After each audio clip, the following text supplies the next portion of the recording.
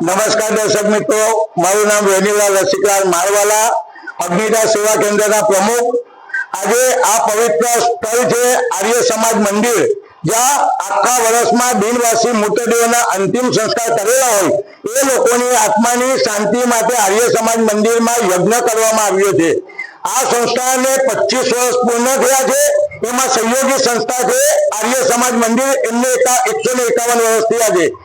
આ કાર્યક્રમની અંદર જે કોઈ પણ કોરોના કાળની અંદર જે સ્નેહ હોસ્પિટલ, સિવિલ હોસ્પિટલ, જેમાં ડોક્ટરો, પીએમ કરતા કર્મચારીઓ અને સમસન ભૂમિમાં જે લાખ બાળતા કર્મચારીઓનો આજે સન્માન સમારંભ રાખવામાં આવ્યું છે।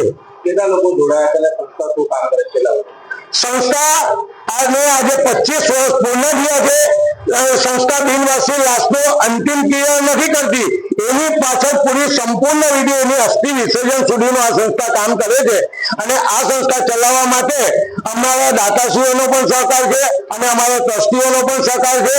પણ સમસ્યા અત્યારે હાલ એવી ઊભી થઈ છે કે આ સંસ્થાને કોરોના કાળની અંદર 2 વર્ષ 1 રૂપિયાનું પણ દાન આ સંસ્થાને મળ્યું નથી।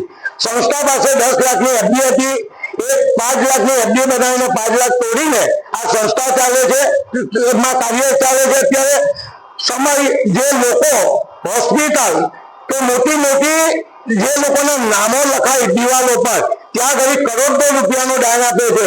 જો આવી મોટી સંસ્થાના જે કંઈક દાતાશ્રીઓ છે, આવા દાનવીરો છે, જો આવી સંસ્થાને મદદ કરે તો હું એવું માનું છું કે એક પણ લાશ બિનવાસી રજલથી તમને જોવા નહીં મળે।